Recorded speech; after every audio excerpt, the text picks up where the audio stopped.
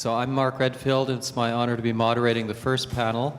Jacques Khalip, who will give the first talk. His concept is triumph, and he's at Brown in English and MCM.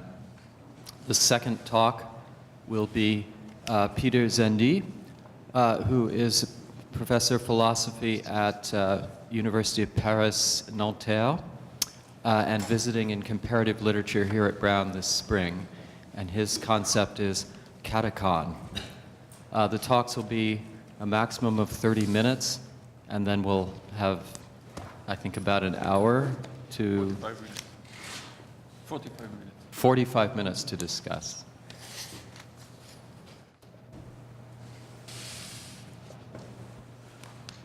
All right, good morning, everyone. You can hear me? No? Better? Yeah. All right, basically stick it down my throat. All right. So there's a passage very early on in E.M. Forster's Room with a View in which the narrator pauses to watch over the novel's young protagonist, Lucy Honeychurch, who's in the throes of a seemingly competent yet wanting performance of a Beethoven piano sonata. So with all the harsh judgment of a backhanded and withering ally, the narrator administers a deflating blow to Lucy's triumph of life. And this is the first passage on your handout. She was no dazzling executante. Her runs were not all like strings of pearls, and she struck no more right notes than was suitable for one of her age and situation. Nor was she the passionate young lady who performed so tragically on a summer's evening with the window open. Passion was there, but could not be easily labeled. It slipped between love and hatred and jealousy and all the furniture of the pictorial style. And she was tragical only in the sense that she was great, for she loved to play on the side of victory. Victory of what and over what, that is more than the words of daily life can tell us. But that some sonatas of Beethoven are written tragic, no one can gainsay. Yet they can triumph or despair as the player decides, and Lucy had decided that they should triumph. The sonata's triumph is also apparently Lucy's own, and her decision occurs minimally and unspoken, all the more reason it remains remarkably curious. As she plays, she almost thematically decides upon the crowning mood of a minor triumph that has the effect of a social intervention. It's both privative and private, conforming the sonata and, in turn, her own life to the law of what victory must be. Victory of what and over what. That is more than the words of daily life can tell us. What kind of victory does a sonata signal here for Lucy? And to cite the narrator's sharp question, this victory is of what and over what. As a trope, triumph here is not simply the sonata's glorious endpoint. Rather, it names the fantastic structure set in place by an aesthetic regime of knowing that adjusts the player to her passions, as well as requires her subordination to a triumph compulsion, as it were. A compulsion that forces her to think that the sonata must be more than the everyday. It must sustain Lucy in the belief that whatever she is on the side of triumph, even if she can't quite vanquish things herself. In this way, we are made to understand that while Lucy might choose the triumphal mode for Beethoven, she's measured by an indenture to the very demand that cannot but exclude her from the dark victory that demonstrates that her triumph was never hers to decide. Her decision has been made for her. I take this passage from A Room with a View as crystallizing a way to begin contemplating triumph as a political concept. What is its historical dimension? What is its formal specificity? Who or what decides that something is a triumph? And how is it seen? I should say at the outset that I do not wish to trace a lexical history of the word, and rather than presume some kind of totalized definition, I will approach the concept as an unknown and singularly open category, altering our perspectives with competing histories, claims, and meanings. Has triumph triumphed? What has triumphed? What has been triumphed over? And what is the difference between a triumph of and a triumph over? So to ground us, let me give several of the OED definitions. So in the context of Roman history, it signals the entrance of a victorious commander with his army and spoils in a solemn procession into Rome, permission for which was granted by the Senate in honor of an important achievement in war. Additionally, it's the action or fact of triumphing, victory, conquest, or the glory of this. Also a signal success or achievement. It's pomp, splendor, a public festivity or joyful celebration, the exaltation of victory or success. As a verb, it means to be victorious, to prevail. And etymologically, triumph also derives from the Greek word thriambus, or a hymn to Dionysus, sung in processions that celebrated the god, only soon to become, according to Diodorus, another name for Dionysus himself. In these various definitions, we can plot a movement from an event to a thing to an affect, in the same way as Lucy enthusiastically expresses triumph as the internalized feeling of her very being. Triumph appears as a word to many of us that has been steadily disentangled from its spectacular socio-historical settings and become the sentimentalized expression of personal interiority and effective performance. So when Thomas Hobbes defines the word glory in his elements of law, natural, and politic as internal gloriation or triumph of the mind, that passion which proceedeth from the imagination or conception of our own power, above the power of him that contendeth with us, he reads glory as a subjective triumph born by the imagination's projection of the self's power over another. In other words, if glory is imaginary, its triumph is a responsive and relational affect of that, and its perspective depends on a misreading of power over something or someone outside of us. So I hope to argue, however, that this dynamic of misperceiving triumph by the imagination and as an imaginary opposition that must be at once overcome and brought to an end is symptomatic of the triumph as an imaginary spectacle that masters and controls responsiveness. Such control is part and parcel of triumph's force, both in its early manifestations as a Roman procession and as a concept that requires assent to the belief that something is overcome because it has been annihilated from view. So this spectacularization of the triumph is synonymous, again, with its Roman beginnings, certainly. In her eponymous study, Mary Beard has excavated the numinous origins, rituals, and multiple socio-historical contexts that both produce the triumph as a political and cultural phenomenon, that is to say, as a spectacular event and a mobilization of power, but also as an organized and organizing concept that, especially in its complex deployments, frayed the edges of its stagings and often delinked it from the narratives that sought to frame and define it. So here are a few cliched elements of the ceremony: spoils carried on wagons, on stretchers, on shoulders, paintings and models of conquered battles and territories, sacrificial animals, trumpeters, dancers, chained slaves, victims of war drawn along as human cargo, the figure of a slave who famously rode behind the general, whispering into his ear, "Look behind you, remember you are a man." I mean, that's just fantastic, really. Retrospective and forward-looking, dialectical almost in its utterance, this phrase and scenario embodies an image of sovereign victory, recalling itself in its creaturely form, but necessarily detached from itself. And in this fractured form, it also, of course, recalls Agamben's image of the sovereign who does not coincide with his desire to institute the state of exception. We recall that Agamben rereads Benjamin versus Carl Schmitt on the sovereign decision and points to the former's pressure on the impossibility of decision-making in the Baroque sovereign, for whom power and exercise are cut. The impossibility also, I should say that impossibility, also glosses Agamben's remarks on the triumph in the kingdom of glory, which begins with a reflection on how the entrance of the military and the commander within the pomerium, or the boundary of the city of Rome, was an act of permeation, otherwise not permitted by law. If the triumph is the seed from which imperial power will develop, those are his words, it's a veritable extension and manifestation of power. It dramatically phenomenalizes the eruption of a new figure of trespass that disturbs or transgresses the limits of Roman power in order to establish a suspension, one that maximizes the right to command, the imperium, in the hands of the magistrate. At the time of the Republic, triumphs were granted by the Senate to a petitioning commander. Not all appeals for triumphs, moreover, were filled. After Augustus, the triumph became the right of the emperor. It suggested the usurping permanency of Augustan triumph. Thus, we should read the triumph as a decision that enacts a state of exception, a suspension of the law that has no prior legal precedent. But as a triumphal suspension, it must then resolve itself into something else in order to prove that it has overcome something. Thus, the triumph is definitively futural, even if, and this is the paradox, it imagines a cessation or suspension of affairs insofar as it has proven victorious over something.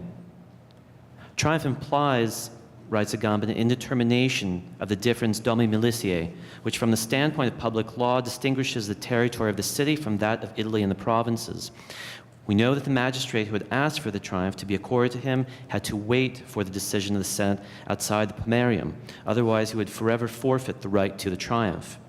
So as a decision, the triumph is a speech act, As Derrida has taught us, the decision at once attempts to, but can never be disarticulated from the indecisions that multiply around it. Every decision can never claim a perfectly aligned judgment. The moment of decision is an impossibly anxious one. And the suspension that Agamben describes culminates in the Augustan claim to solidify it, to render it permanent. The triumph renders indiscernible the differences between city and non-city, familiar and unfamiliar, self and other, enemy and citizen, even triumph and despair. In Theses on the Philosophy of History, Walter Benjamin notes that whoever has emerged victorious participates to this day in the triumphal procession in which the present rulers step over those who are lying prostrate. According to traditional practice, the spoils are carried along in the processions. They're called cultural treasures, and a historical materialist views them with cautious detachment.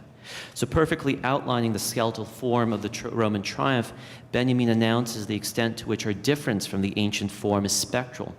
As a figure of understanding whose knowledge is infinitely differential, deferred, and moves between presence and absence, the triumph is the arrivant that is at the limit of instantiation. Triumph is the spectral vehicular structure through which a certain kind of history for Benjamin is decided as a rectilinear, indeed reproductive movement.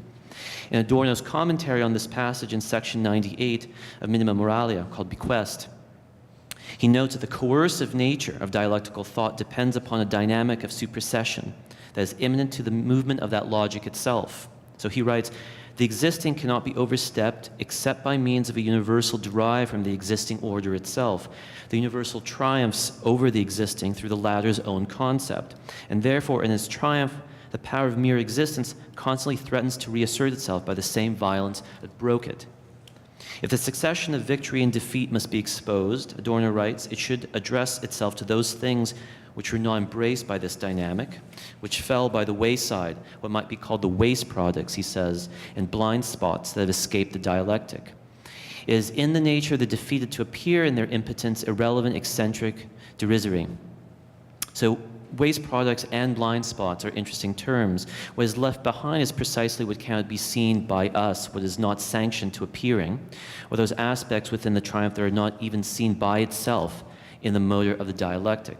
So to briefly mention a concept I will soon return to, one might say that these blind spots are like the Lacanian gaze, which Jacques glosses as the point in the object in the picture from which the subject viewing it is already gazed at. It's the object that is gazing at me. Far from assuring the self-presence of the subject and his vision, the gaze functions as a stain, a spot in the picture disturbing its transparent visibility. I can never see the picture at the point from which it is gazing at me. Dialectic produces such blind spots at every turn as it imagines finalization, but every turn is a subsequent overcoming that seeks to bring the intentionless within the realm of concepts. Those are Adorno's terms. What might dialectical thought look like if we were to focus upon the sides and the corners of the triumphal procession in order to attend to impotency as the excessive constitutive feature of triumphalism itself, the negativity that courses within power as its unworking other? One might say that this kind of recuperative gesture that I'm proposing is itself dialectical, and I don't necessarily disagree. But at the same time, is there a worklessness at the core of the dialectic that gnaws from inside of it, that suspends it, that withdraws it from the manifestation of decision? The idea of suspension is key, then, to conceptualizing the deployment of the triumph in its strictest terms, but also the pivot point of its manipulation for other effects. How is suspension reconceived in its singularity? If triumph is a defining feature of development and change, while also requiring finality, it also blocks out and objects those elements that oppose and break the form of that movement itself. This brings me to the other side of the coin. Triumph is a formal problem that stages a reckoning with the political unconscious that cannot quite accommodate the terms that triumph mandates. Triumph is the manifestation of a decision about a structure of overcoming. It is the imagined decision underwritten by a blind spot that it endlessly tries to fill and install. In the literary text and visual objects I plan to turn to now, triumph is a frustrating expression, a pageant, a procession, an image, and a disaster that feverishly fails to produce what it always hopes to decide. What is at stake, I will argue, is not merely a revolution, a wresting away of the triumph from its own point of view, but an attempt to hinder that point of view itself, to expose it, to impossibly impoverish it, to attend to the blind spot as a kind of dead spot. So now I want to turn to the fragment I provide to you, Shelley's Triumph of Life. It's number 2. for sake of time, I won't be reading this out. I'll just be referring to particular lines from the poem. So in Percy Shelley's The Triumph of Life, the last unfinished magnum opus he undertook before his death by drowning in 1822, the triumph of the spectacle achieves its most powerful post-Enlightenment critique.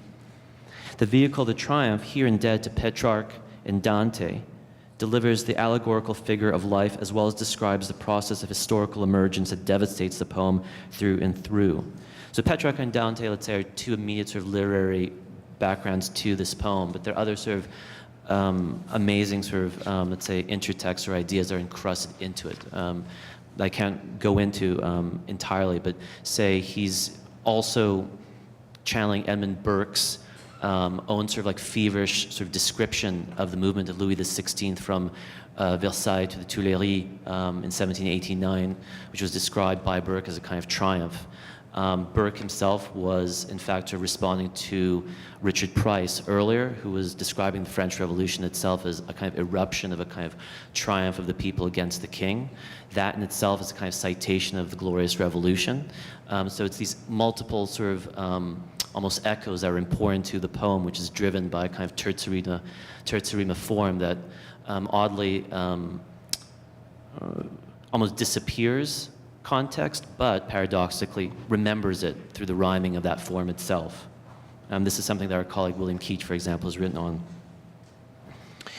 So in brief, the poem recounts two narratives, one dreamt by a speaker who perceives a strange triumphal pageant that bears various characters from history, Plato, Kant, Catherine the Great, Leopold, for example, amongst others, and a second, which is spoken by Rousseau, who's encountered early on by the speaker poet by the road, who then recounts how he came to be engaged with and perceive the triumphal spectacle itself. So in crude terms, the poem is about the failings of the Enlightenment and its traumatic after effects. And while it's impossible to properly read it, even a small portion of that poem today, I want to concentrate on 2 points in that work. So this is the first sort of section that I'm referring to, the long part. So in a poem where plays of darkness and light, visibility and invisibility, appearance and disappearance wreak figural havoc, the lines which compare the emergence of the triumphal car to the new moon are especially complex. First, the cold glare that has the intensity of noon obscures the sun as he the stars. Right? As I gazed, methought that in the way the throng grew wilder in the woods of June, when the south wind shakes the extinguished day and a cold glare intenser than the noon, but icy cold, obscured, etc., etc. While the suggestion is that this glare is as illuminating as noon light, but without the heat, the lines do more. Deprived of heat, but not of glare, Shelley evokes a dazzling shine or an aggressive looking, this is the other definition of glare, that hides the sun as if by looking at it. And the sun in turn obscures the stars, its glare canceling theirs. The dialectical play here between objects repeats throughout the following epic simile, which choreographs the new moon's emergence like the chariot's path. But the simile works queerly because that figural emergence of the old moon versus the new moon seemingly sort of bringing along the old moon, seems like an excess that does not encrust the subsequent figure of the chariot of life. Put differently, if the simile works to dialectically produce the figure of the chariot, within the simile are the mechanics of another dialectical movement that moves in directions that are not necessarily absorbed by the subsequent figure, as if they're in competition. In particular, while the new moon trembles amid chrisman air, the sleeping tempest also, as an indication of its anticipatory strength, bears the ghost of her dead mother, whose dim form bends in dark ether from her infant's chair. But the turmoil within that simile is produced as competing attempts at overcoming something that comes after. So typically in Shelley, what comes after, in this case the chariot, is anticipated by a virtuosic simile that seems to suggest that everything that will happen has already happened. So even in the sort of the very brief sort of outline of the poem that I described, the second, so is almost way in which the poem is sort of divided with Rousseau sort of speaking. What he describes is his experience prior to the arrival of the chariot, which is the first event. So what is second, as it were, is seemingly what comes before. And this is in such a way as to perform a suspension within the simile and the poem structure itself, motored by the pounding force of that terza rima, Shelley's homage, again, to the Divine Comedy, which enforces movement, but is in fact a kind of fantasy of the ongoing. What occurs is a strange suspension inside the simile that has the effect of anticipating the chariot's movement, and in so doing, interrupts it, throws an impasse where the waste products of the poem seem to accumulate as minima. Notice that in these lines that Shelley's emphasizes here, not illumination but darkening, not blindness, but rather an extinguishing effect like a bat cave, a kind of fading coal, which is his image from the defense of poetry of how the imagination works.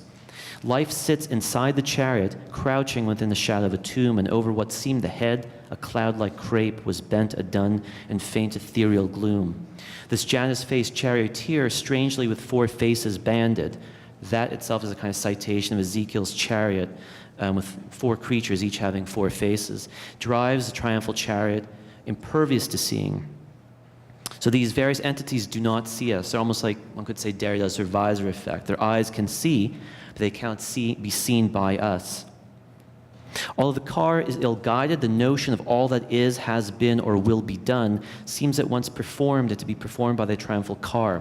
Triumph, in other words, already anticipates your decisive conclusions that those internal to the car cannot quite make. Their decisions are impossible, Shelley implies, and yet nevertheless the car, with solemn speed, goes majestically on.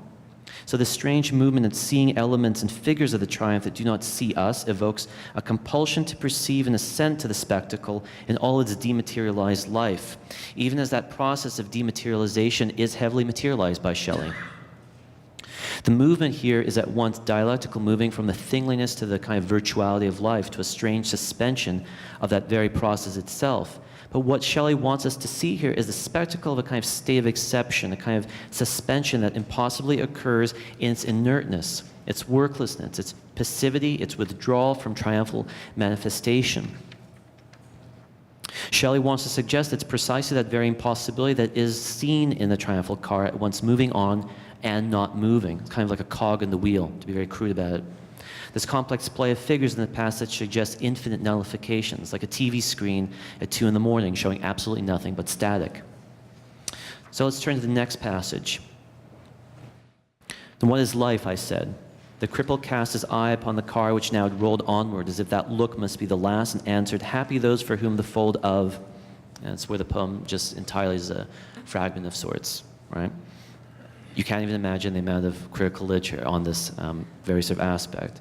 It's very interesting, but can't cover it now. The question then, what is life, is spoken by the poet's speaker. And the cripple is here Rousseau, who earlier in the poem is described as an old root which grew to strange distortion out of the hillside, and that the holes it vainly sought to hide were or had been eyes.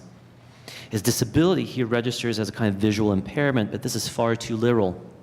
There's no sense of any kind of impairment at all, but rather that blocked vision is a condition here of a different kind of look that isn't human at all. The look at the end of the triumph of life is not entirely Rousseau's, but a look that's cast out in the enjambment. The cripple cast his eye upon the car. To cast means also to throw, as if to throw out the eye. Through the strangeness of the syntax, the eye seems to attach to the triumphal car itself. In this way, what the poem indirectly offers is less the apocalyptic undoing of the spectacle and the fantasy of the last look. Think of sort of Benjamin thinking about sort of love at last sight. But a look whose imperative, so it must be the last, at once fantasizes finality while agreeing to some kind of ongoing event that cannot be perceived from any position. The car rolls onward. Shelley does not say that it is a look that is linked to sensory perception, even though the entire poem has been awash in sensory stimuli. The look is what Ray Terada, for example, has recently called openly absorptive, yet withholds realization, a kind of open-ended, non-resolving tarrying with the negative that she believes characterizes post-Waterloo European politics and culture, a time that could not quite make sense of the difference between revolution and restoration, a kind of time of impasse. If the spectacle, that term for Debord, was a visible, his terms, a visible negation of life, and as a negation of life that has invented a visual form for itself, non-life is a refusal of the triumphal spectacle's control of life as a manifestation of something intrinsic to it. and thus to investments in progress, development, community, and exchange, or rather for the assumption that there is a normative mode of relations that exist prior to the spectacle's assumption and power. So this particular Shelleyan insight, that triumphal life is self-deluded by its spectacularization of life as manifestation, and that to think one can break it simply by looking at it, which means to operate within a norm that the poem already finds impossible to free itself from. This notion surfaces in two artworks that explore the manifest and marginal rhetoric of triumph.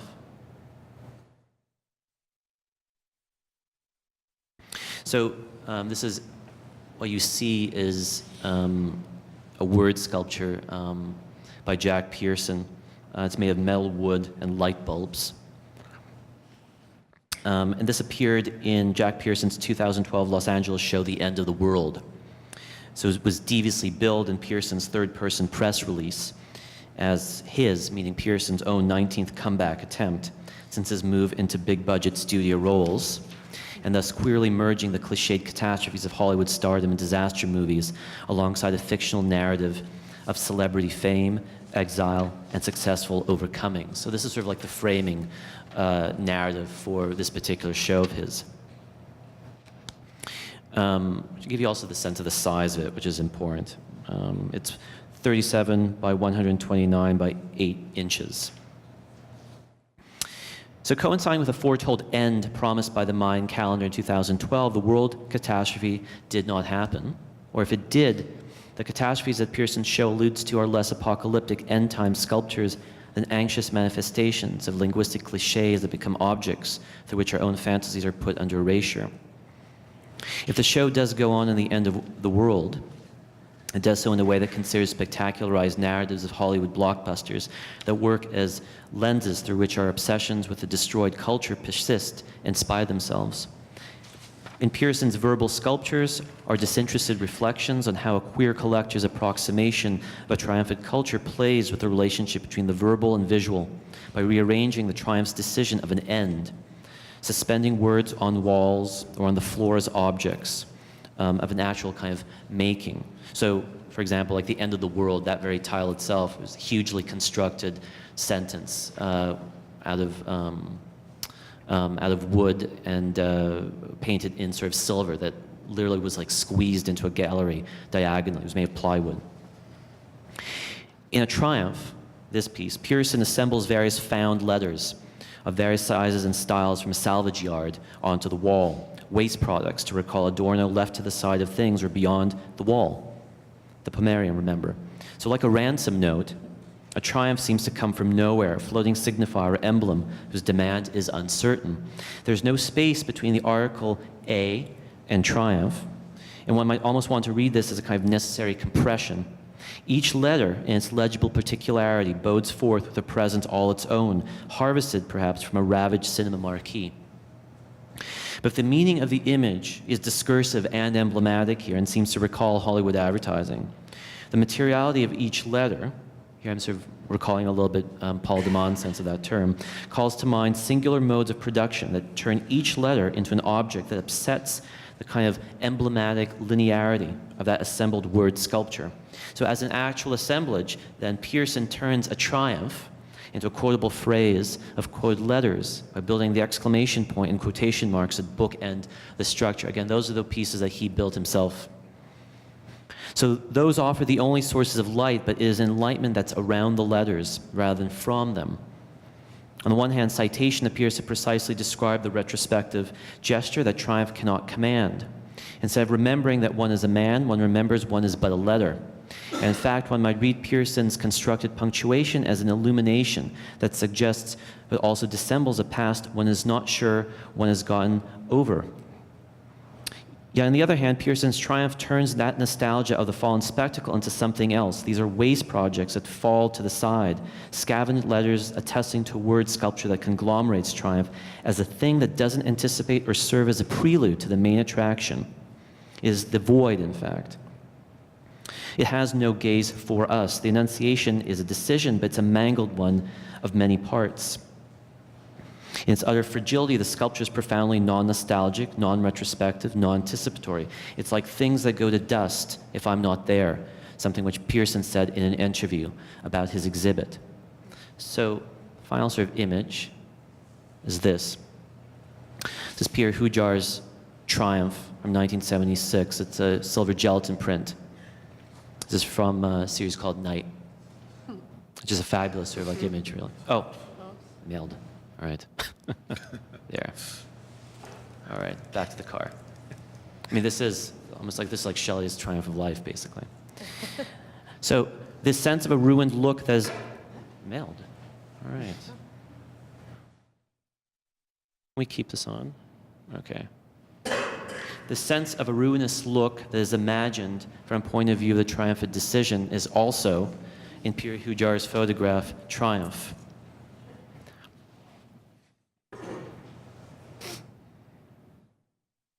It's kind of fitting that it keeps disappearing, actually.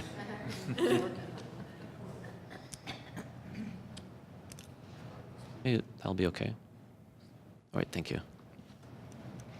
So Shelley's poem leaves us with a look that bears no hint of subjective absorption, but possibly a look from the triumph. And Pearson's wall sculpture gives us triumph as a kind of fossilized word that cannot look back at us. Hujar's photo enacts that look from another kind of Chilean car. In this case, the actual British triumph, here materializing as a post-war commodity on a sleepy nighttime street in New York City. In the photograph, another car seems to move onward. I mean, this car, but doesn't. Parked close to the curb, the car is suspended between movement and stasis, a dynamic accentuated by several markers in the photograph. The parallel lines of the curb, the elevated railroad above, the one-way sign, the piece of wood or cardboard on the ground by the tires, in the foreground, the three white strips around the central column that bisects the photograph. While all of these apparently point towards the right side of the photograph and beyond its frame, as if pushing the action in that direction, the photograph silently takes in a scene that occurs at the point where the spectator is not. On the one hand, the photograph could be a frame within a frame. It could be shot from within a storefront or a window. It also seems that here we have the instantiation of the Lacanian gaze, and marks the place of a radical materialism from where the spectator cannot be, can't properly perceive. So recalling Elizabeth's talk from yesterday, where perhaps something for which is not for us, a kind of phenomenalization, oddly, of that. So like life in Shelley's car, Hujar's Triumph looks at us, but we cannot see its seeing because it's not a proper human looking. I want to suggest here that Hujar brilliantly attempts to think through triumphal movement as a kind of suspended action. The car is within the city, but to the side of the curb. It's inside the city, and yet somehow outside of it, alluding to the subcultural nighttime queer scene of erotic exchange through shadows. The scene is a suspension of the decision to conclude, at once photographing non-movement, but also the strange workless drive that withdraws from within that photo, as if pulverizing it of life itself. It isn't the overcoming here of anything, but a drawn-out, depopulated scene that radiates nothing. The suspension of a suspension, something palpably figured in the small blot of light in the upper left-hand corner, a kind of overexposed shot of a train signal. This is possibly a yellow light that's between going and stopping. We pass the car by negligently. It isn't the car that passes us. In Shelley, Pearson, Hujar, we have parallel triumphs that break down that end, that do not overcome. But then imagine something else that may or may not be the resolution of what came before. In his reading of The Triumph of Life, Derrida offers the possibility of reading things doubly, at once dialectically and non-dialectically, by writing a long footnote to his essay that runs the length of the piece as a kind of contrapuntal reflection. He says, "Let them also read this band as a telegram or a film for developing, a procession underneath the other one and going past it in silence, as if it did not see it, as if it had nothing to do with it, a double band, a double bind, and a blindly jealous double.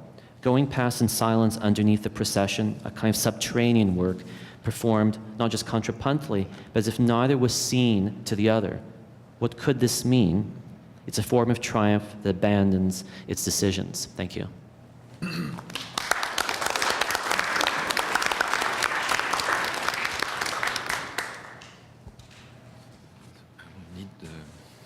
the PowerPoint too. Yes.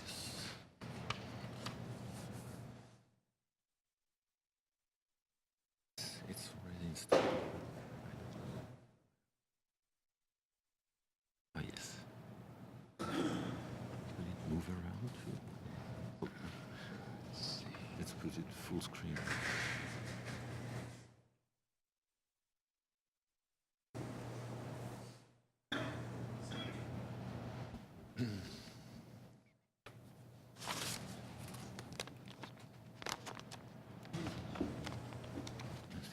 Here. Here. No, no. Yes, somewhere.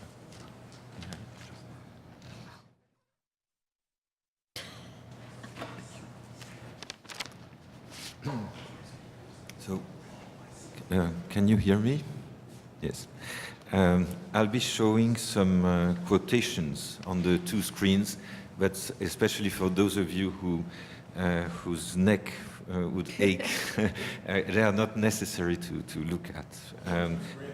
Yes, and I hope that these quotations will stay there while I talk and not decide to move around like Jacques' images.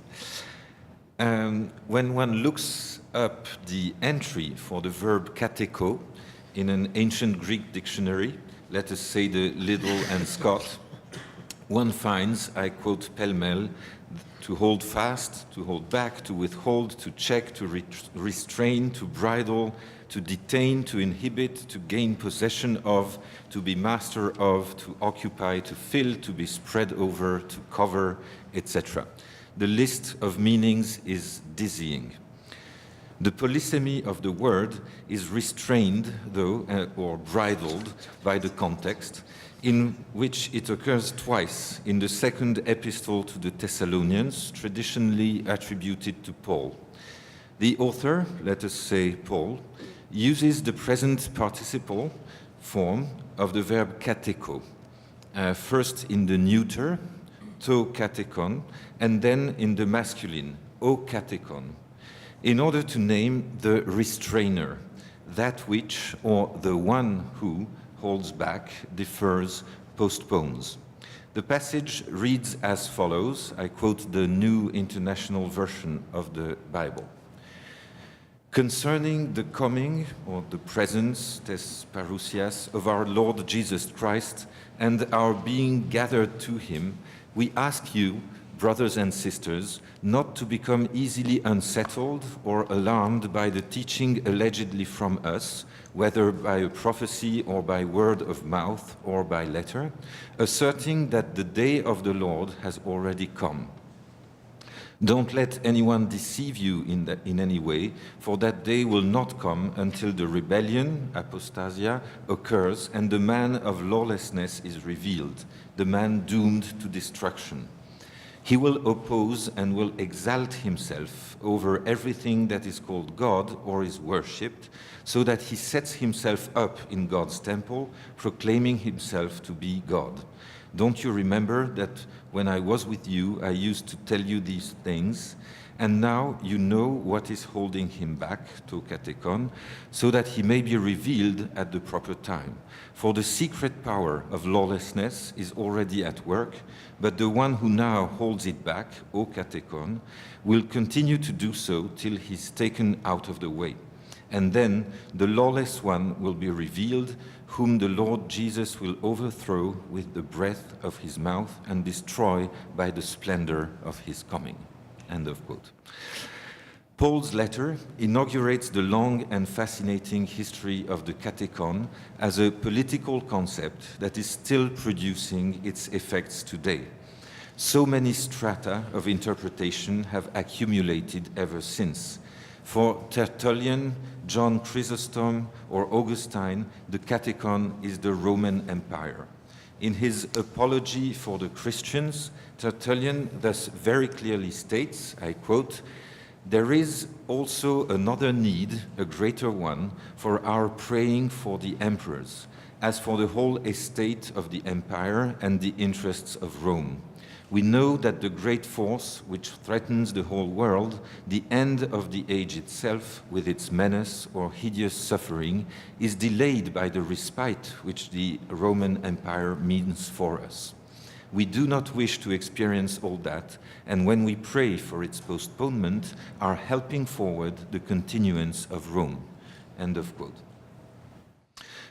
Divergent reading is proposed by Jean Calvin in his commentary on Paul's second epistle, where he considers it more probable that the apostle declared, I quote, "The light of the gospel must be diffused through all parts of the earth before God would thus give loose reins to Satan." The Catacomb would thus be the evangelizing mission itself. I quote again, "This," says Calvin, "therefore, this was the delay until the career of the gospel should be completed." End of quote. According to Calvin, then, we could say that the catacomtic deferral is the time the evangelic word needs to unfold its effects. It was Carl Schmitt, as is well known, who passed the concept on to contemporary political theory. In a letter to Hans Blumenberg, dated October 22, 1974, Schmitt himself recognizes in the Catacomb the key to his political theory. I quote, "For more than 40 years, I have been collecting materials on the problem of the catechon or catechon, so masculine or neuter, in the second epistle to the Thessalonians. And for all these years, I have looked for a human ear that would listen to this question and understand it, the crucial question of my political theology." End of quote. Indeed, the word keeps recurring in Schmitt's works from 1942 onward to characterize the most different entities or historical figures.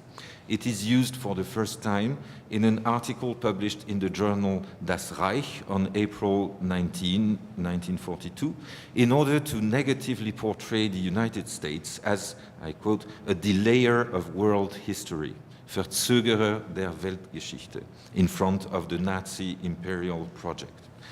And then the word appears later in the same year in the essay Land and Sea, to describe the Eastern Roman Byzantine Empire, said to have, I quote, "acted as a rampart, a catechon, as it is called in Greek, against the onslaughts of Islam."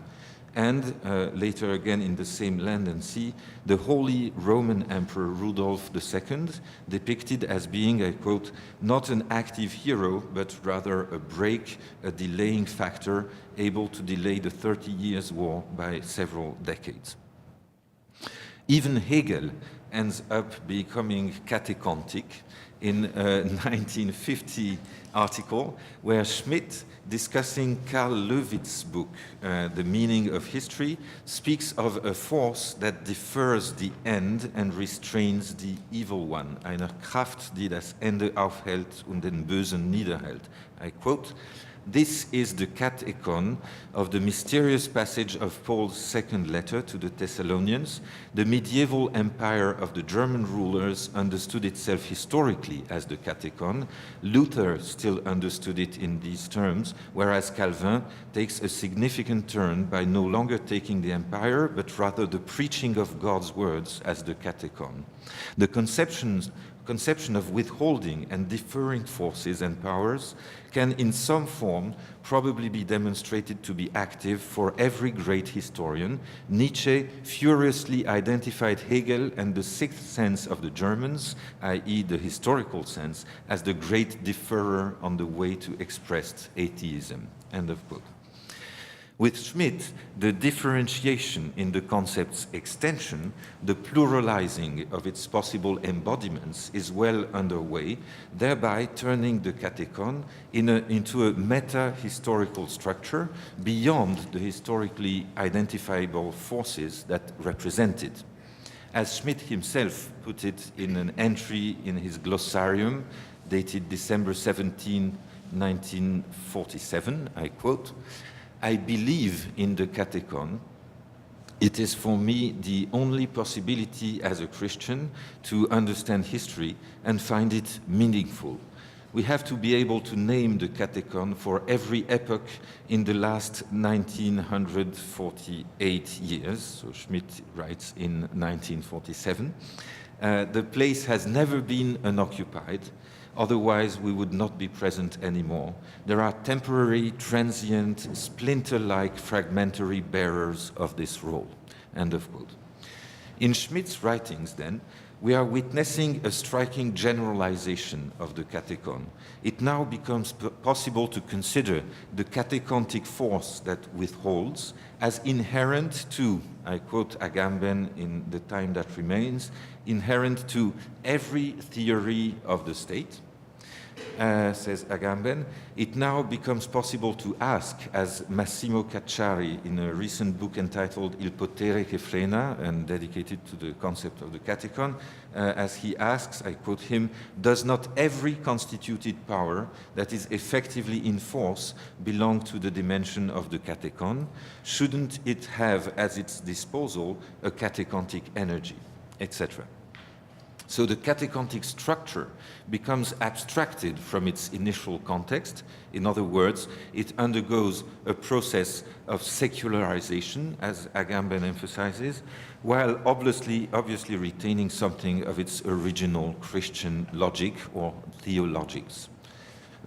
What emerges in the course of this process is also a shift from the question quid or quis est catacomb, as Cacciari formulates it, who or what is catacomb, a shift toward the complex temporality inherent to the catacombic as such. For the postponement that the catacomb produces or enacts amounts to a double deferral. To borrow Roberto Esposito's words in Immunitas, I quote, in delaying the explosion of evil, it also at the same time delays the final victory of the principle of good. The triumph of evil is held in check, true, but the divine parousia is also delayed by its very existence. Its function, the catechumen's function, is positive, but negatively so, end of quote. Withholding the coming of an Antichrist, who in his turn precedes the coming of the Messiah, the catacomb amounts to a kind of postponement of a postponement. And this is the reason why Agamben goes as far as to identify in Derrida, so like Schmitt identifies Hegel, Agamben identifies in Derrida the paradigmatic thinker of the catacombic force of our times. I quote him, it's not a very well-known text, it's an introduction to Carl Schmitt's, to a collection of essays and interviews by Carl Schmitt in Italian. The text doesn't even have a title, but it's very, very interesting. It's just introduction. And Agamben writes, the catacomb, I quote, the catacomb suspending and withholding the end inaugurates a time in which nothing can really happen, avvenire in Italian, because the sense of historical becoming that has its truth only in the eschaton is indefinitely deferred.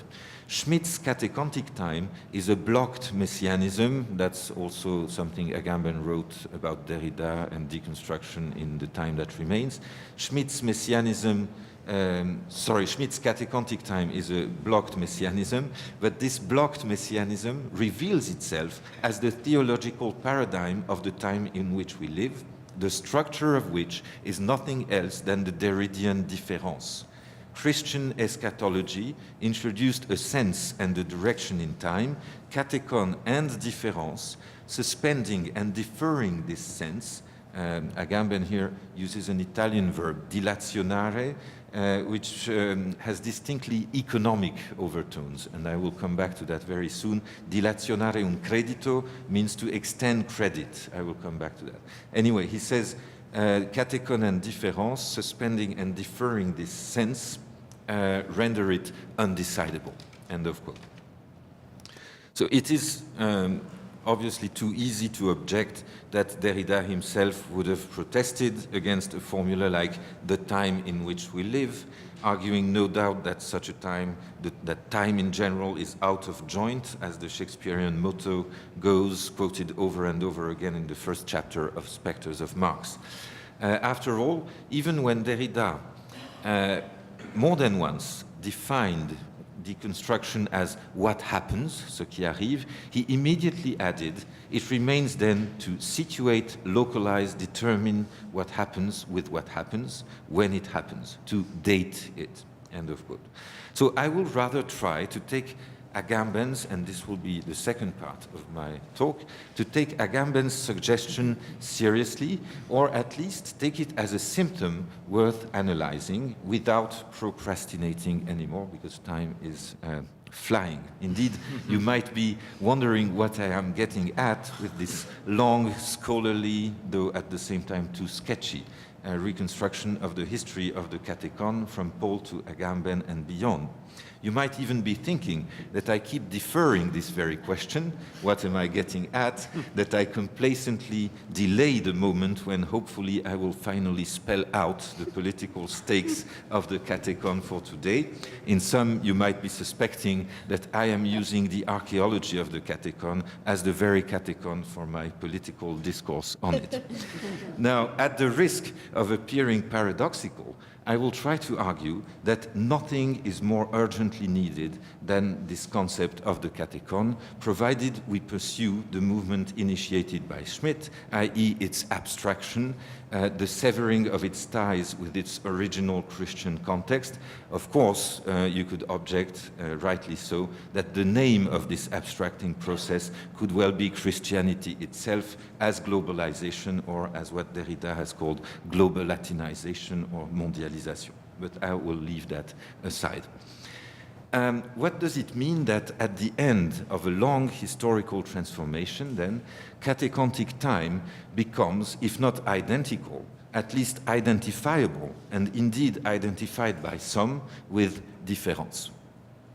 On the one hand, the abstractive process that the Catacomb has been undergoing seems to reach here its limit.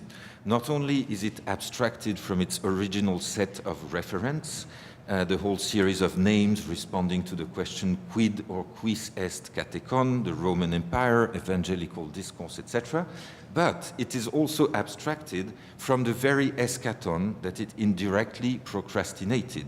The deferral of différance is a deferral that does not simply defer the end, it displaces eschatology itself as a structure.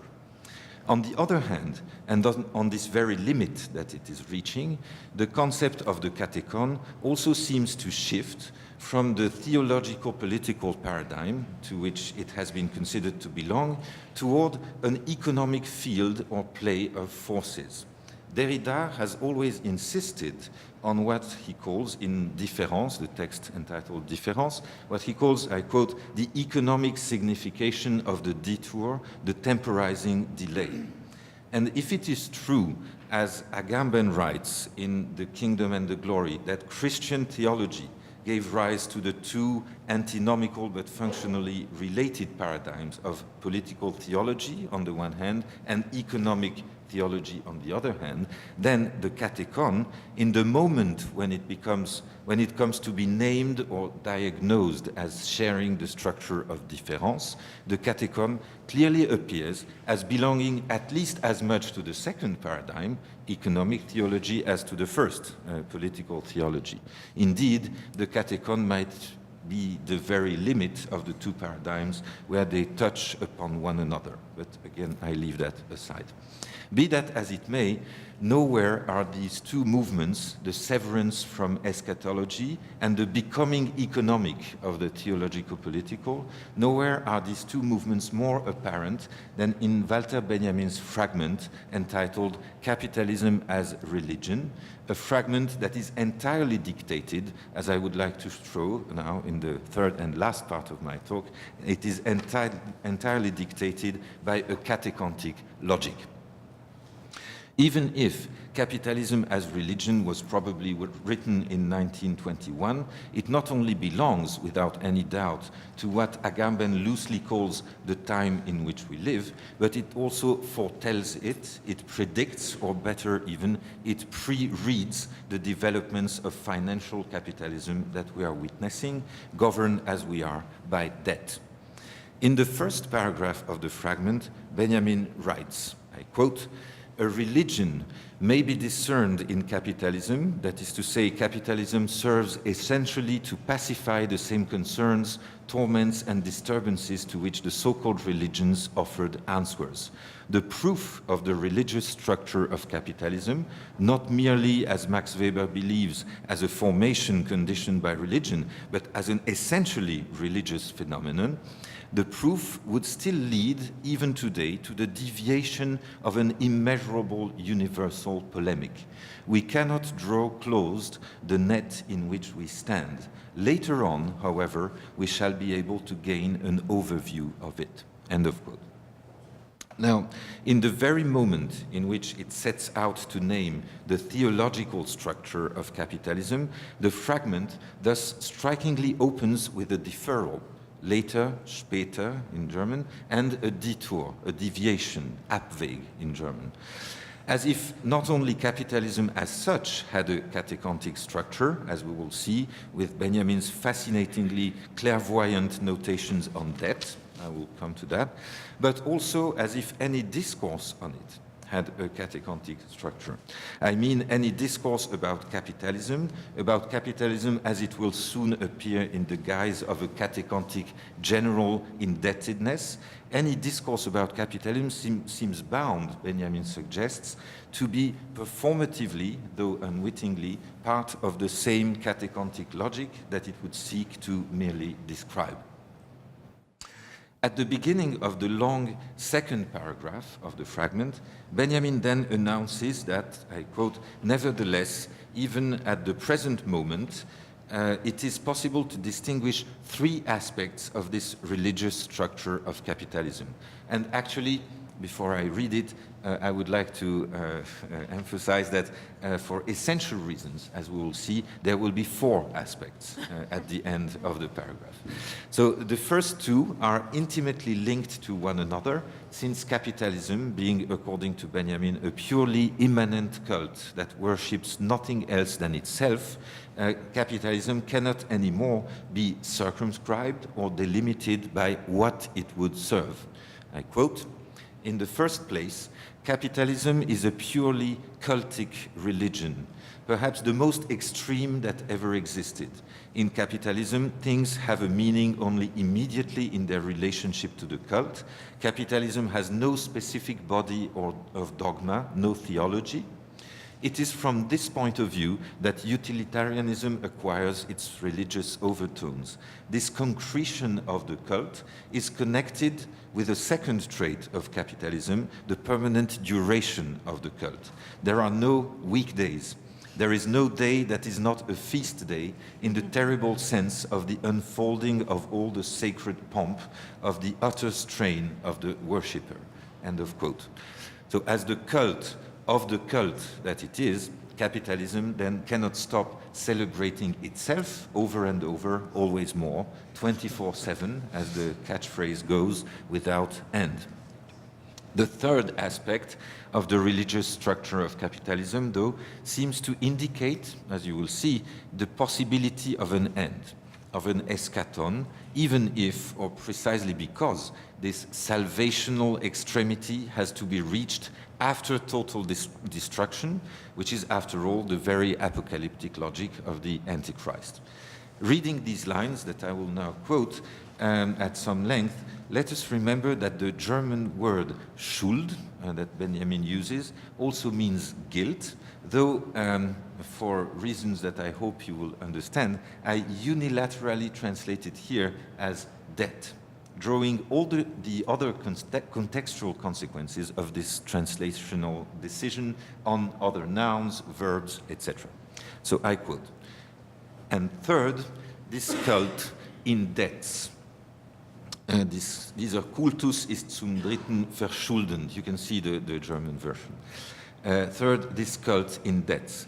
Capitalism is probably the first instance of a cult that, instead of redeeming, in debts.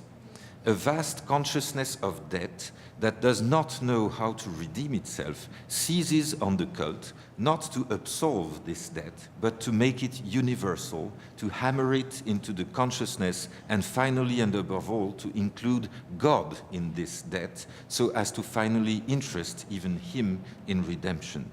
The redemption cannot then be expected from the cult itself or from the reformation of this religion, which would need to be able to hold on to something stable in it, or even from the complete abjuration of this religion. And here remember that the first and second aspect of the religious structure of capitalism were the absence of a dogma and the permanent duration of the cult. So without dogma, there is no basis on which one could consider reforming a cult, let alone a perpetual cult, or even abjure it.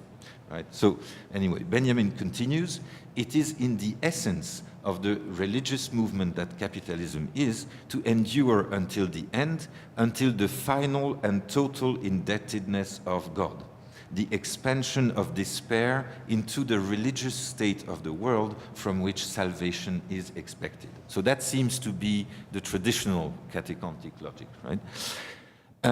What could seem at first reading an apocalyptic logic, capitalism as a cult of indebtedness resulting in its own ruin and hence its possible salvation, is actually more complex than it appears. For if the God whose cult is celebrated in capitalism is indebtedness itself, if the end of the capitalist cult to the capitalist cult is the becoming indebted, or better, the becoming debt of divinity itself, then this process can have no end. God can never become completely indebted. God can never coincide entirely with debt, since an absolute debtor is an oxymoron. If debt consists in deferred payment or redeeming, redeeming comes from the Latin redimere, to buy, emere, again, re. So if debt consists in deferred payment or redeeming, then the cult to debt can only be celebrated by generating more debt to sustain debt, to avoid absolution from debt, or it amounts to the same, to avoid absolute debt. Even bankruptcy or default in this logic would appear as a provisional credit to better regenerate or resuscitate debt. Indebtedness, then, as the theology without dogma of capitalistic cult, has the structure of a double deferral. Debt, as deferred payment, can only be absolutized by deferring its very absolutization. And this is the only way, I think, we can understand the mysterious conclusion of the long second paragraph of Benjamin's fragment. For Benjamin, as I said, adds a fourth aspect to the three he had announced, as if this unexpected sequel were a most natural supplement. I quote, "Its fourth trait is that its God must be kept secret and may be addressed only when his indebtedness is at its zenith. The cult is celebrated before an unmatured deity. Every representation, every thought of it violates the secret of its immaturity." End of quote. So what does it mean for the God of capitalism to never reach its maturity? For this divinity, awaiting its complete indebtedness, being ripe as a fruit about to fall from the tree, it would amount to become, as we saw, an absolute debtor, which is a contradiction in terms. But Benjamin suggests even more than that. Indeed, with this fourth and supplementary trait, he takes up again the argument that he was hinting at in the last two sentences of the first paragraph. I quote them again quickly. "We cannot draw closed the net in which we stand. Later on, however, we shall be able to gain an overview of it." End of quote. So what Benjamin implies then, by an added trait, fourth trait, embodying the very supplement or deferral that it names, is that there is no closing of the network of debt cult because the immaturity of the debt God is structural. There can be no zenith, no revelation, no apocalypse of this debt God, since the very consistence or insistence of indebtedness is its deferral by itself and in view of itself. The parousia of debt coincides with its own delay. This fourth trait, the supplementary trait that both describes and enacts supplementarity itself, is the internalization of the catacomb, then its immanentization in and as the structure of debt cult. Capitalism is not catecontic because by alternating loans and debts and deadlines and new loans, it defers complete indebtedness and ruin, thereby deferring also the absolving or redeeming of debt. This would be the Paulinian catecontic logic, or the Schmittian one, for that matter. Capitalism is catecontic because indebtedness differs itself as itself and for itself, because debt perpetuates itself by the very process of delaying itself, or vice versa. Thank you very much.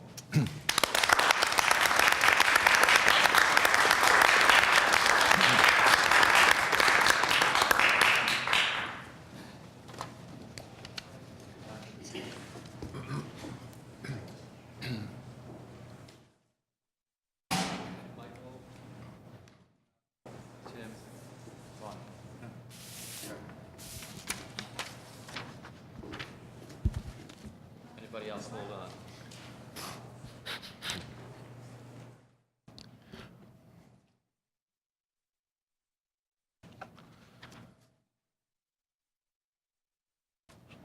Catacomb.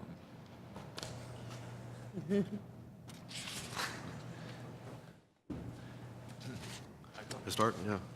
Well, these are two extremely luxurious papers, and I don't know how to do this, but I would like to try to bring them together in a kind of argument for the importance of musical metaphors. And by doing that, go back to the beginning, Jacques, of your paper and the reference to Forster and Lucy Honeychurch playing the piano. So, I mean, as you know, the trope of women playing the piano, certainly from Pride and Prejudice, goes through the British 19th century novel and the American one too. They're probably the predecessor to A Room with a View is A Portrait of the Lady, where Madame Merle plays the piano. And I had a 3-year conversation some years ago with a colleague at Cornell, Dan McCall, who said he was mystified by a change between 2 editions of A Portrait of the Lady, where in the first edition, Madame Merle is playing Beethoven, and in the second edition, she's playing Schubert.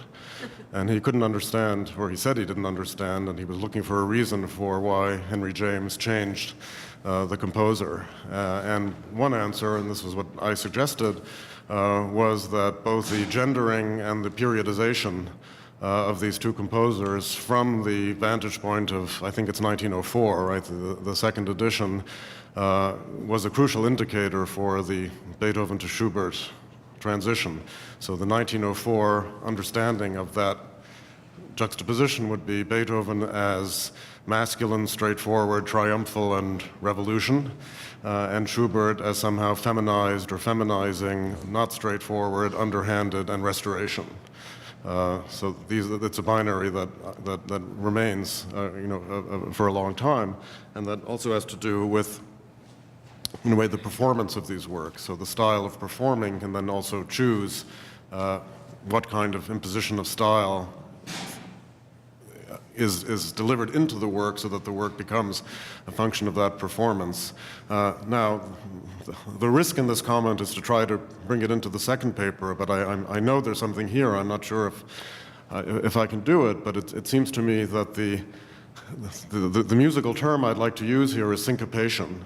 And syncopation as a kind of, not so much a metaphor, but as an actual musical performance of this problem of deferral, and frankly, the politics of deferral, as a question of periodization, but also as a question of politics and economics. And so what I would suggest is that the performance, and I'm actually talking about material musical problems here, the performance of a syncopated moment has to do with where one identifies the energy of a deferred moment.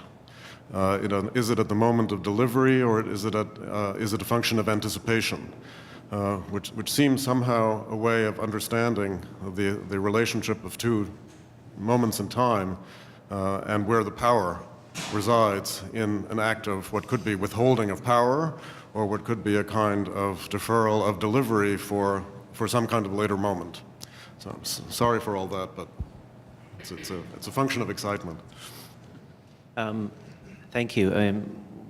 So I think what's explicit in your question is how does gender, for example, emerge alongside sort of triumph and the kind of musical examples that you're talking about.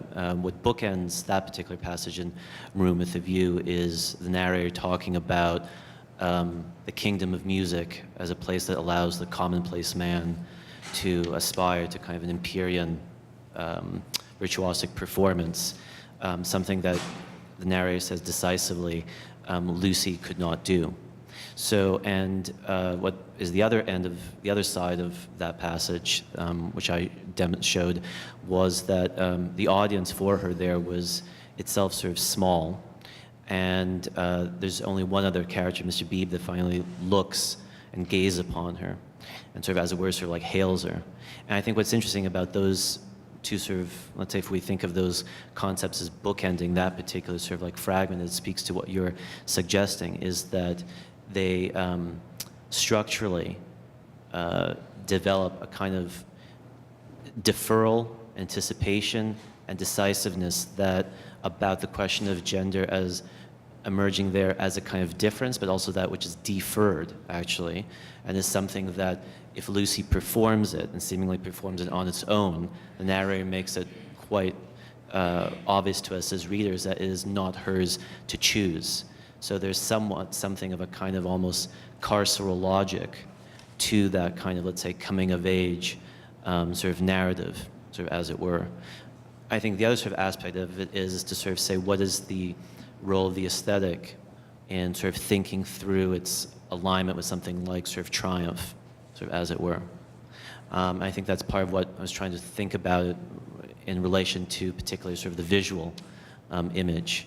I would say that one sort of example I would give to you, which is not sort of musical, but is sort of intriguing in terms of the question of sort of gender again emerging as a kind of symptom of this kind of logic of triumph and performance. I should say as a kind of performance which itself is a kind of like an appropriation of the Beethoven, an attempt to sort of play the Beethoven as it is written, but as it is sort of usurped by the pianist, so to speak, is, you know, this apocryphal sort of story of Cleopatra, when she killed herself, it was a suicide, so as not to be put into Octavian's triumph. And her image was painted, so there's a representation of Cleopatra in that triumph itself. And there have been some interesting sort of ways of sort of thinking about that precisely as a kind of moment where gender, as it were, sort of emerges as a kind of symptom of some kind of control, but oddly through the suicide itself as a kind of withdrawal from that. Not a kind of triumphalist counter-narrative, but rather pointing to that kind of way in which sort of the question of anticipation, withdrawing, control, a kind of, to put it bluntly, a very convoluted sort of like temporality, is very much sort of important to the logic of the triumph, which is linked to the question of gender.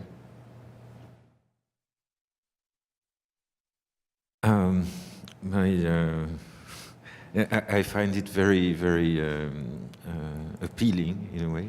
Your idea of transposing, categories from or concepts from a musical practice, like syncopation, or what's the word in English for contretemps, which is not exactly the same as syncopation, or anacrusis. I mean, all these modalities of deferral, anticipation, tension, etc., that they all refer in a way to ancient rhythmic theory, arsis and thesis. So where do you put the emphasis, the rest, where do you what holds in rhythm, etc., or what withholds? But obviously, the question that remains implicit in your suggestion, and I don't have an answer to that. The question is, who would be the pianist or the performer? What is the score? Is there a score? And above all, I was thinking, trying to improvise quickly the consequences of such a transposition. If we think of syncopation as having to deal with arsis and thesis, then what comes after the withholding of syncopation, so the strong accent, let's say, is pre-written, so no, it is already included in a way in the very movement of syncopation. So I'm just trying to elaborate on the suggestion. This would, in a way, correspond more to a classical, traditional, Paulinian, Schmittian version of the Catacomb, no? Withholding. With a German pianist, yeah. Yes, and whereas a sort of radicalization of the concept of catacomb would have to lead us to try to think what would be a syncopation without resolution, a syncopation that is its own deferral, own postponement, and you don't find the thesis. You have only the arsis. So, which would be interesting. Yeah, thank you. I want to take just a moment for housekeeping because I wasn't sure if I got the names in the right order, and you'll forgive me where my site went. But I have Jacques, I have Tim, then Ravit. Were you on that first? No, actually, but I would like to be added to the end if there's room. At the end, then. If there's time. Bonnie, then Gerhard, Michael Sawyer. I know, but I have to go in order. Okay. David Wills, and then Kier and Charlie. Oh, I have Gerhard. I'm sorry. I have Jacques, Tim, Bonnie, Gerhard, Michael Sawyer, David Wills, Ravit, Kier, Charlie. Have I missed anyone? No. All right. Forward.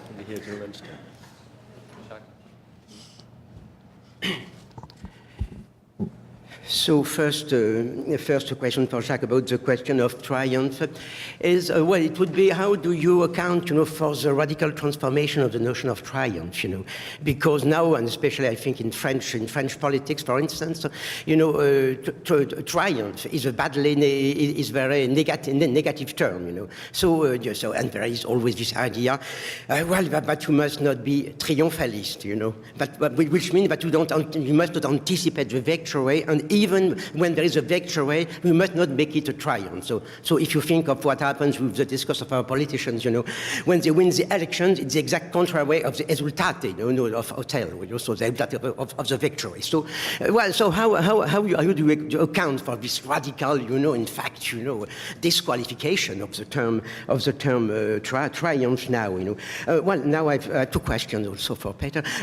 One is about, the direction of secularization, because there is always this idea that the religious has become secularized, But at the end of the day, when you speak about debt, you can think, after all, you can think it's the other way around, But whether religious is a form of free rephrasing of the debt, and all those notions of debt, and paying your debts, etc., of course existed much before Paul, So, the question is, are we obliged, whenever there is a matter of debt, to think it as a kind of consequence of the secularization of the religious, That's my point. And then I will add, a provocative question, because it's a question that people always ask to me at the end of my talks, and I say, of course, I cannot answer, which is a question of what must we do, So the point is, the point is, of course, indebtedness is a God which is and whose parousia is infinitely delayed, but at the same time, there are, for individuals and people, moments when you have to pay, or to decide to pay or not to pay. And of course, we have a famous example now with the Greek debt. So is it possible, so does, in fact, does the theological economy, indicate something, give some advice, on the point whether you must not pay your debt and on what conditions? Just be brief, just for the sake of, so we can turn all the questions. Thank you. Well, I mean, the question of the kind of like the deployment of, let's say, triumph is obviously sort of different from from one political context to another, from what you're sort of describing, as if I think sort of abstractly. I mean, it's sort of cataconic, I think, in the way that you describe it, in that it's a sort of a withdrawal, but I would sort of argue that it still is a kind of maintaining of the kind of potentiality of the logic of the triumph, a kind of overcoming that, as it were, sort of occurs in stealth. Whereas I think the kind of withdrawal of the triumph that I'm sort of intrigued in the Shelley and the two sort of art pieces is precisely a kind of withdrawal of that very potentiality itself, of even thinking that that can even be held. Because I think that even the sort of the idea that one can withdraw is a decision. So it's a kind of almost a quasi sort of sovereign sort of decision. And I would sort of say, let's say, a kind of the notion that you can still sort of claim sort of like victory, but be quiet about one's own sort of triumphalism, speaks precisely to that, to a kind of way of in some way trying to sort of worry about the anxiety of the triumph as a kind of decision, as a kind of manifestation which is meant to be given or withdrawn. I mean, actually, it's sort of like funny, but it's sort of interesting, and this reminds me of an example that Bonnie had given to me a few months ago of a photograph of AIDS activists in Paris several years ago who had draped a huge condom down the Arc de Triomphe, and which is a kind of literalization of a certain kind of necessary kind of like withdrawal, as it were, of triumph. So a claiming of potentially a kind of act of triumph over the Arc de Triomphe itself, but in draping that sort of like object, actually sort of literalizing a kind of not mere sexual withdrawal. If it were just that, it would just be, you know, a pathetic joke, but an actual sort of very sophisticated sort of withdrawal of thinking of pulling away the kind of notion of a kind of idea of, let's say, of development, of reproductive, sort of almost like a futurity there, of which the condom in some way sort of pulls back from. Thank you, Jacques, for... I don't know if I have to thank you, because these are so difficult questions that in their apparent simplicity, that I don't seem, but I feel very embarrassed.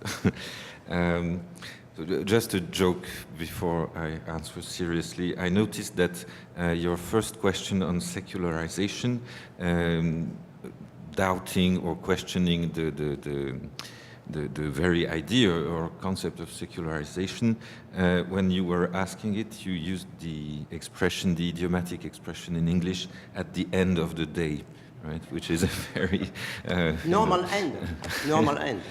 At the end of the day, precisely, it's a conclusion. It's not delayed. But, so seriously, I totally agree with you that the question of death existed, as you said, well before Paul. And I was recently reading David Graeber's monumental history or anthology about death. What's the title? Death, 5,000 Years of History, or something like that, which is much more than the 1948 that Schmidt mentions. So that's absolutely true. At the same time, I would argue that the globalization of debt as a mode of government, you know, as what people like Maurizio Lazzarato have called governing by debt, this globalization, I would still argue that it is what Derrida has termed a global Latinization. So it's not that debt is a Christian secularized concept as such, or indebtedness, but the very power that it has acquired worldwide as a governing force. That may have something to do with the history of Christianity. And then, of course, the terrible question, in a way the apocalyptic question of what must we do now, right? So you say that people often ask you that question. Well, I was asked it too. Usually when one doesn't know what to say, one would argue more or less like the way I will.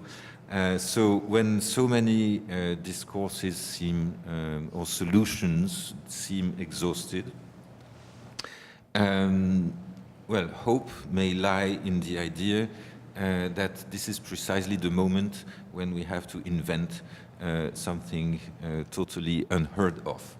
Okay, that's, I know that sounds like, you don't have any answer. What I would argue maybe more concretely, though I still believe in what I said, what I would argue is that insolvency, does that exist in English? Insolvency, so being absolved from the debt, or deciding to declare default, and these are very, very contemporary, very close questions. We hear about that every day, about Greece, etc. Obviously, insolvency can always be interpreted, and we have examples of this in the history of economics, as a way of preparing further indebtedness. So that's the very catacombic logic of capitalistic indebtedness. But this doesn't absolve us, if I may say so, of inventing strategies, always local strategies of insolvency, in order to outplay or try to outplay, which amounts maybe to deferring, but maybe to more, I don't know, this very logic of debt. I mean, there is no simple step outside. There is no outside, clearly, especially since, and this relates to your first question, especially since the logic of debt is not simply a Catholic Christian logic.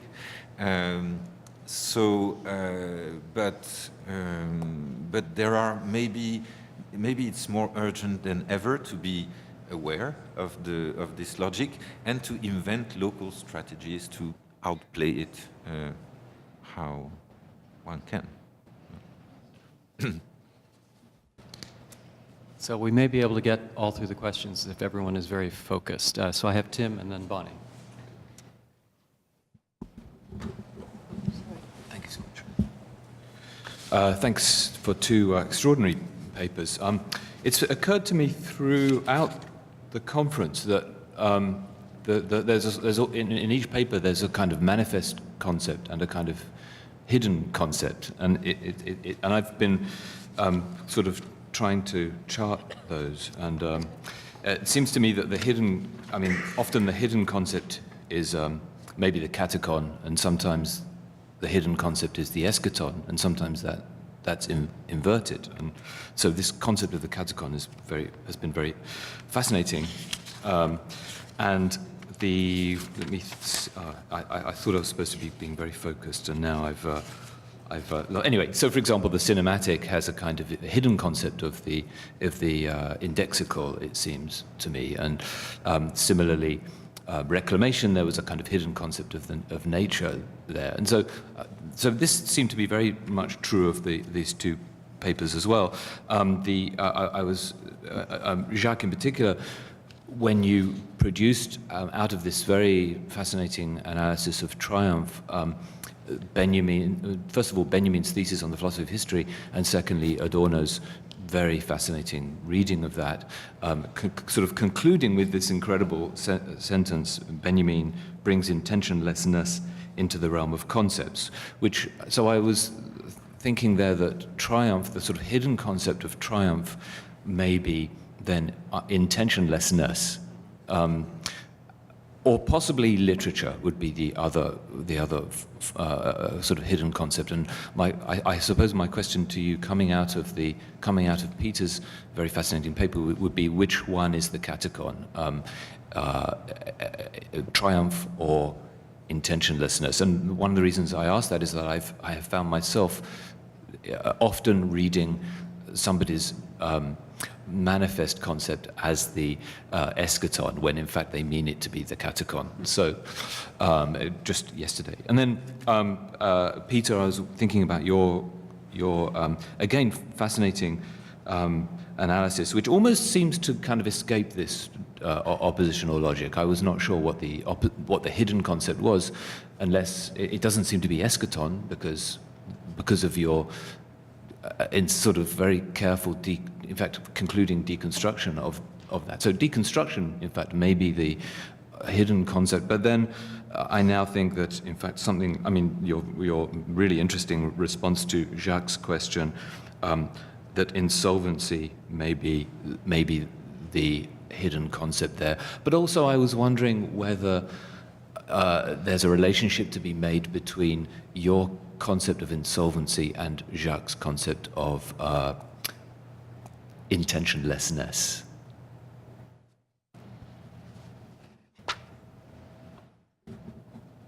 Okay, just to be brief, thank you, Tim. I would sort of say like intentionlessness, in some ways, I would agree with you, that's kind of like the hidden concept, sort of as it were, rather than like choose which of these two. I would say they're, particularly in my paper, even though there's an argument to sort of like think beyond a certain kind of dialectical sort of like movement. I didn't want exactly sort of propose that entirely as a kind of, itself as a kind of decision of sorts, because I think, you know, in the sort of text and the visual objects I was looking at, that in itself is a huge sort of problem, I mean, especially for Shelley and his sort of poem. But I would say that in some way there's a kind of, in that piece, a feverishness with the kind of notion that I've an intentionless image, which one could sort of say is actually like the romantic image, as it were, that concept has been itself sort of thought through various kinds of like critical sort of like vocabularies. That's what I think is Shelley's sort of way of sort of thinking through a withdrawal within triumph. But oddly enough, the poem has a certain kind of triumphal compulsion that still drags the intentionless along with it. So these are kind of like these impossible sort of forwards and backwards sort of like movements. Here.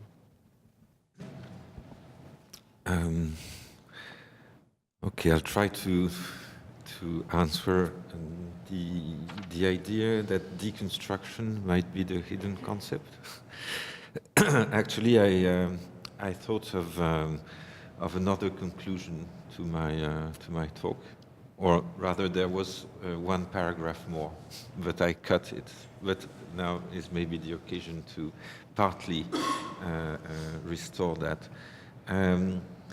Because I have problems with Agamben's identification of Catacomb and différence, which at the same time I find fascinating.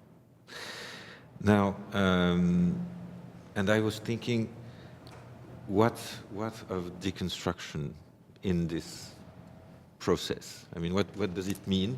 And I was reminded of a fascinating moment and very puzzling moment when Derrida, in the last years, it was I think in 2004, in a round table on money, on his writings on money. It's included in a collective book entitled L'argent, L'argent, croyance, mesure, spéculation.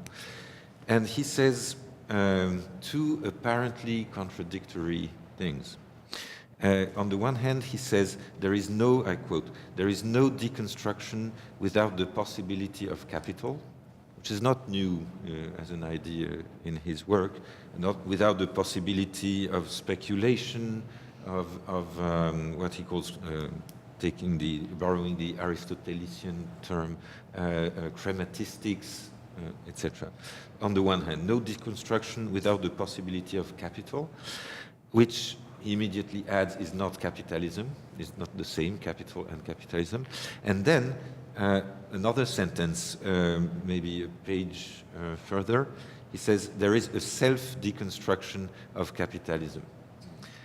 So I guess if we think of, and this is really puzzling, I mean, it should give us pause to think, because what does it mean that there is a self-deconstruction of capitalism? what kind of consequences can we draw from that? Does it mean, is it a logic that is close to the one that I tried to describe in terms of death deferring itself? And this is very puzzling. So just to say that I would agree with you that deconstruction here is the hidden concept, but then I do not have, in the present state of my thought, I do not have any further, directions about how to pursue, starting from this idea. I'm puzzled.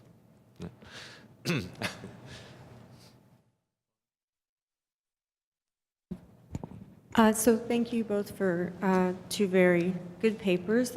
My question is for Peter. I'm thinking about a way of describing your paper is to say that you're telling us the story of how the Catacomb became catatonic, which I think is what you did, and also maybe there's a way out of that catatonic state, which would involve something like catacomb, but without eschaton. And this can only happen, I'm thinking, once the deferral of the redemption, which is the original catacomb, is replaced by the redemption of the deferral, in a way, which has to happen. So this is where my question is coming, which in order for that to happen, the redemption of the deferral, we have to take away a kind of unitemporality that I think Benjamin wants to trouble, this idea of a single temporality. So in both Schmidt and Benjamin, though, there's only one temporality, either suspended in Schmidt, there's a hiatus of the single temporality, the eschatological, or in some way self-consuming. It's more in Benjamin like that. So now the difference, I also was bridling, as it were, at Agamben's appropriation of différance for Catacomb. And so I was thinking, okay, so what's the difference? And it seems to me that in deconstruction, the commitment would be, but not only in deconstruction, to two or more temporalities in some sort of friction and disturbance, in some sort of relation of friction and disturbance, versus one temporality, which is subject, as I was just saying, to suspension, which leaves us with a kind of just keeping busy, on the way to something else, a delaying tactic, but also a kind of flow towards an end, which is both desired and feared. And in that sense, it has still this messianic structure. So if I want to think through what the two temporality option is, because this is the one I think that provides an alternative to the place where Benjamin and Schmidt converge, right? They have this unfortunate convergence on the single temporality. And the example, it's also something I'm working on, the example, it seems to me, comes from Rosenzweig, who talks about the time of Sabbath. This is eternal time, but it punctuates every week. So it's in friction with the everyday. It's also, I think, what Benjamin has in mind in that passage when he talks about the loss of the workday. The workday postulates the day of festival which is discrete, not the festivalization of the everyday that you get under capitalism, but the discrete once a week Sabbath, which, as I say, is a different temporality, which intersects with the temporality of the everyday. And so then to bring it all together, in reply to Jacques, you said, when everything seems exhausted, we invent something totally new or unheard of. I agree, that's one possibility. The other possibility is to go back to something that we jettisoned as garbage, to reclaim it, like the triumph sign, and find something valuable in it, which could be Judaism for Hegel and Schmidt, or the idea of Sabbath, which comes and brings to us also the idea of debt sabbatical, so that in the Judaic tradition, you have Sabbath is a device of debt cancellation, which comes to us through Jewish law. So the question has to do with what you think about the difference between hiatus, both in the Benjaminian and different sense in Schmidt, versus the more, I think, Derridian deconstructive idea of competing rivalrous, frictionful, but also supplementary temporalities, multiple ones, one of which I'm saying could be named Sabbath time, but it could have other names too.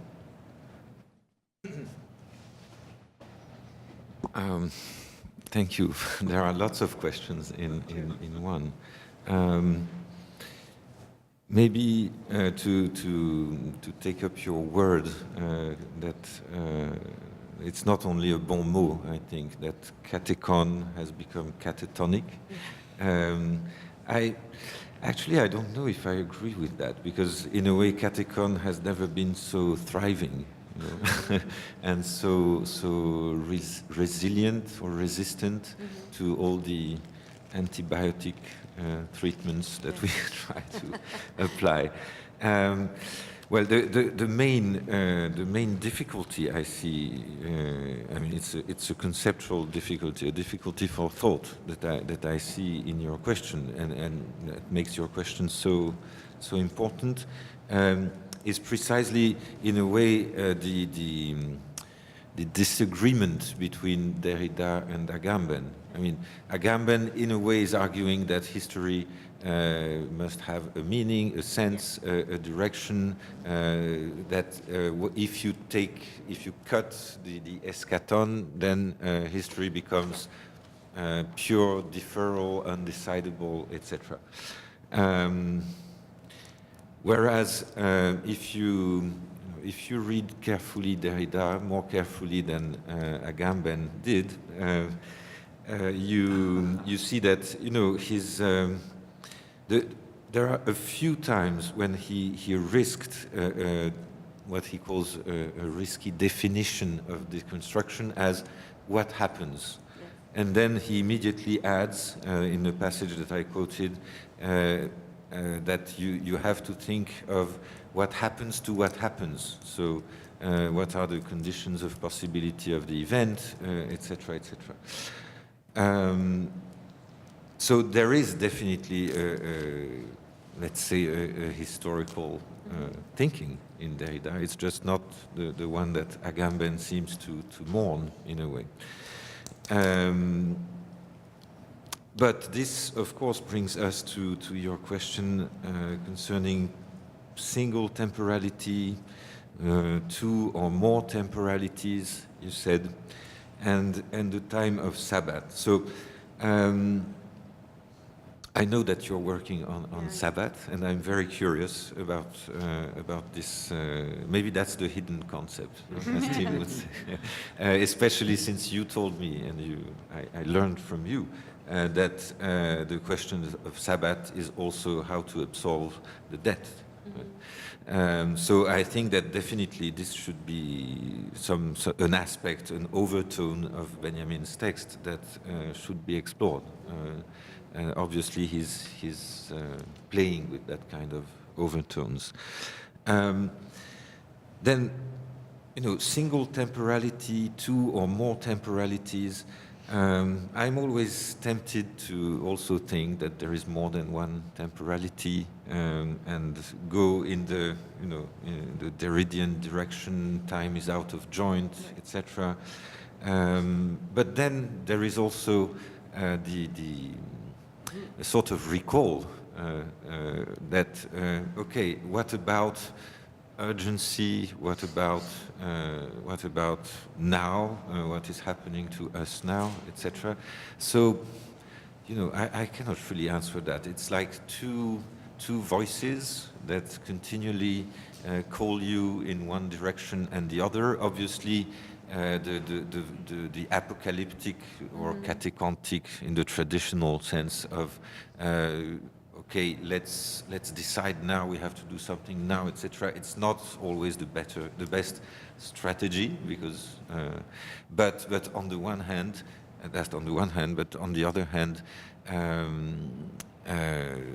the you know, thinking local, the difference of temporalities and etc. Somehow you, at a certain point, you also want to say, I mean, to put it very simply and naively, I know, you also want to say, okay, but there is something like an urgency. Yeah. There still is. Mm-hmm. Well, tell me what we should do, Adi. We're out of time. We have 7 people. We can go, I think, till 7 minutes. So, Maybe Gerhard. you Maybe can gather the questions. collect a few questions. 7 and if minutes. someone answers. You could take a number of questions at once. Why don't we do that? Why don't we collect some questions? And of course, please let's make them sharp. And being on Marc's list is being on the cataconic train. But thank you both to Jacques and Peter for 2 immensely rich and thought out papers. My comments will be for Peter, and your suggestion of sort of emphasizing the Catacomb in the Capitalism as Religion fragment strikes me as very fruitful. I mean, there's a whole tradition in the Benjamin scholarship on commenting precisely on this enigmatic piece, but I think focusing on the Catacomb opens up a set of relations here that are both to some of the other concepts that we've been thinking about, and perhaps also to other aspects of what Benjamin may be up to when he thinks of capitalism as religion. So I really have only two comments. And the one pertains to the question that, or the concept that I was trying to say a few things about yesterday, also with relation to Benjamin, the question of inheritance, and the things that he says about Erbsünde in his reading of Kafka. And when you were talking about one way of making these or putting these concerns into syntactical relation, let's say, is to think about that other meaning of Schuld that you consciously bracketed for good reason, but that is nevertheless there, namely Schuld also meaning guilt, as you know. So in German we only have this one word for debt and guilt. And of course a debt is something that you can inherit as well. It is something that is passed on. I mean, it's not always a fortuitous inheritance that comes your way. It can be something monstrous. It can be a debt, but it can also, for Benjamin, it can also be a guilt. And this goes back to Erbsünde, to the primordial, the inherited primordial guilt that comes my way precisely by being inscribed into a certain genealogy. So I wonder if allowing for both echoes of guilt and debt allows us to think of this debt that Benjamin has in mind, also in terms of a certain inheritance, this preoccupation with Erbschaft, and a certain kind of temporality too of that inheritance. And so the question, the second point that I wanted to, observation I wanted to make is the question, or the idea of a false or a fake catacomb. And maybe if you could just for 1 second put up the last Benjamin quotation, because something very interesting happens in the language there. There it is. Yeah, there it is. So when you look at this, Benjamin says, jeder Gedanke an sie verletzt das Geheimnis ihrer Reife. And the English says the secrets of its immaturity, which I think how you interpret, but it's actually the opposite. Benjamin says the opposite. It's the secret of its maturity.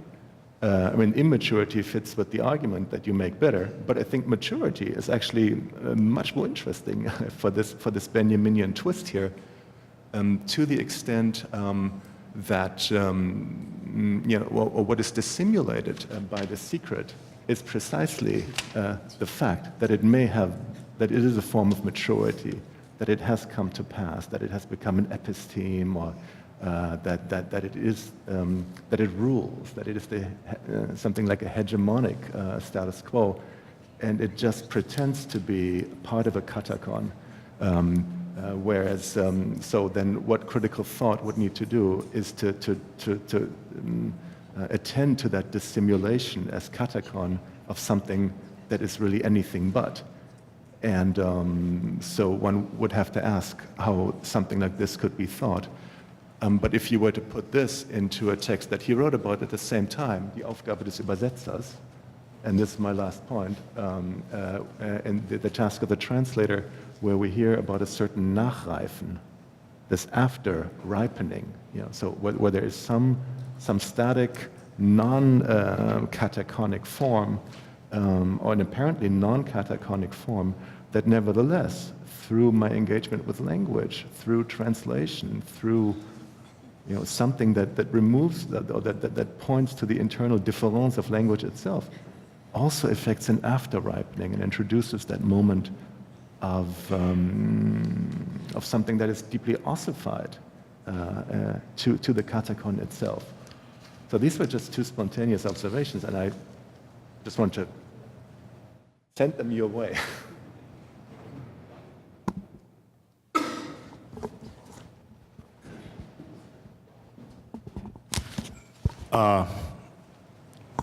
Long ago in a galaxy far, far away, I was a J.P. Morgan bond trader, so I feel the need to kind of, if not preach the gospel of debt, to at least defend its upside. My question, and I'll be brief, right? Using the term bond helps here because the basis of the bond is good faith and credit, right? So I'm wondering where faith introduces itself in this conversation, and then to think about the kind of constant accumulation of faith as itself a type of religion, right? And when faith fails, then the structure fails. So it's kind of question of insolvency would mean a failure of faith, which would mean a failure of the theological, right, in certain kinds of ways. Second question would be structurally, to get at this question of how to fix this, is who are the parties to this debt instrument, right? I have a difficult time.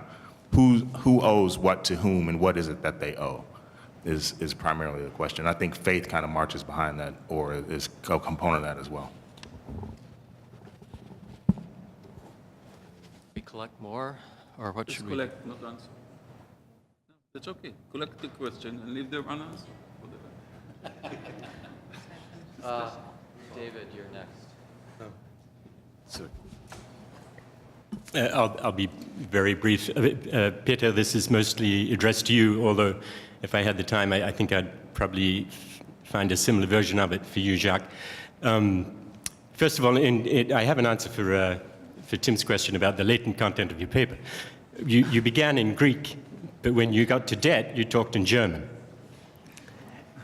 But that's not my question. My question is about I was reminded in the Benjamin passage of Nietzsche's in the genealogy of morals, right? His whole discussion of Christianity in relation to indebtedness, right? And so what I was thinking about was whether there's some sort of catacomb going on between Christianity on the one hand and religion in general, or maybe in the first case between Christianity and Judaism, but then more generally by the time we get to the Benjamin between Christianity and religion. Is there a sense in which, I guess this is the essence of the question, to be very brief, is there a sense in which you can read what Benjamin is saying about religion as not Christianity, right? Is there a sense in which his comments are about religion? Or is there a sense in which whenever we talk about debt, indebtedness, and so on, not just because of Nietzsche, but in general, and because of Weber and all the rest, we cannot be talking about Christianity in particular? Shall we take an answer, or shall we? We've got no. Collect all the questions. We'll just collect the questions here. Okay, questions. Only questions. Yeah. Oh, Ravit, I'm sorry. Thank you both for great papers, and very, hopefully, brief question for Jacques, which is about kind of building a little bit on Tim's thought about the hidden concept, and to me, the hidden concept that seemed relevant to your paper is document, right? Something about the move from the fate or state of the document in your exploration of a concept that was largely performative, right? And I take this both from something like, the document in Lucy Honeychurch's performance being the Beethoven, right? Being that text, literally a score, right? That she's interpreting and interpreting triumphantly, right? But also, of course, Benjamin's, so oft-quoted, other part of Theses in the Philosophy of History, right? There's no document of civilization, which is not at the same time a document of barbarism. So that the idea of these triumphalist performances that are a kind of, as you're saying, an overcoming in stealth, right? That evaporate or get transformed, seem in some way undercut or supplemented by this thing that won't go away, which this sort of stubborn, coercive waste product, as you call it in another place, but not referring to a document, but to the triumph, right?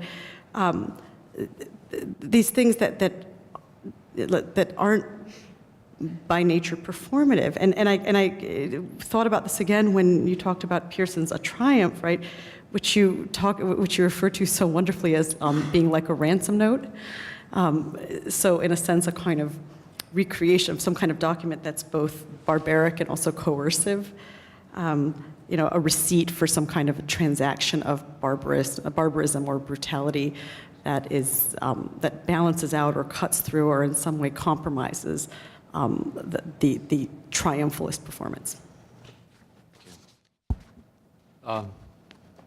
I have Charlie and I have Elizabeth as my last names on the list.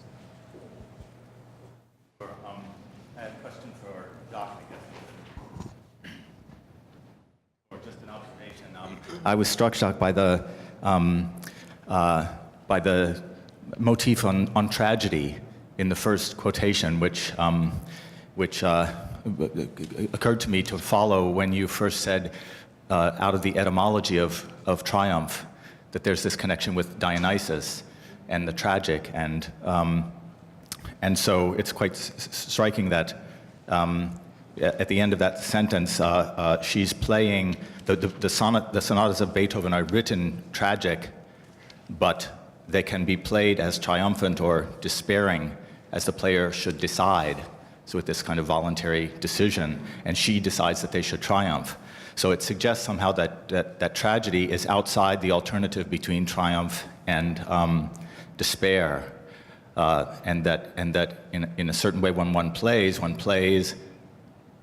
one side or the other, but one misses what is tragic that's written in Beethoven. And at the beginning, Forster also says, she was not the passionate young lady who performed so tragically. So she doesn't perform tragically. One can't perform tragically. She was tragical only in the sense that she was great, for she loved to play on the side of victory. So she's tragic only in the sense that she fails to be tragic, if I'm reading that correctly. So I was interested in that, and then it occurred to me that Aristotle says in the Poetics that tragedy descends from panegyric, which is a hymn written to celebrate the victory of a general returning from war. Panegyric as a song of praise. Comedy descends from invective, which is cursing or blame. But when tragedy arises, it's no longer inside the economy of praise and blame, because you have the tragic hero who fails, but he still is in the lineage of great men that we celebrate, but we celebrate a failure. So there was something there that I just noticed and that I thought was interesting. And then maybe secondly, just for the Shelley passage, since the tragic here is connected with music, it struck me that maybe something similar goes on in the Shelley passage, where you follow this long kind of exposition of sun and shadow, the light and obscurity, the visible and the invisible, and then there's a strange moment on the second page in the first tercet, where the shapes were lost. You have blindness, gloom, obscurity, the shapes are lost. And then this one moment when Shelley says, I heard alone on the air's soft stream the music of their ever-moving wings. So as if in the play of light and darkness, music somehow also seems to escape the alternative between light and darkness, that something comes through, but not in the order of the visible and the invisible. So just that maybe in a way, elaborating on Tim's suggestion that the hidden concept is the aesthetic or is the literary in tragedy and music, something along those lines. This is very fast. For Peter, thank you for this. Thank you for both papers. But for Peter, Derrida's comment on capitalism deconstructing itself. Of course, I don't know what he's talking about, but if we were to think about the Marxist notion of the developing contradiction, capitalism would take care of itself through the developing contradiction. And isn't there, a little bit what Michael was saying, isn't there a point where insolvency is absolute bankruptcy? So that's all. That's just a little bit of hope. Well, maybe that's a good note to end on. And thank our participants.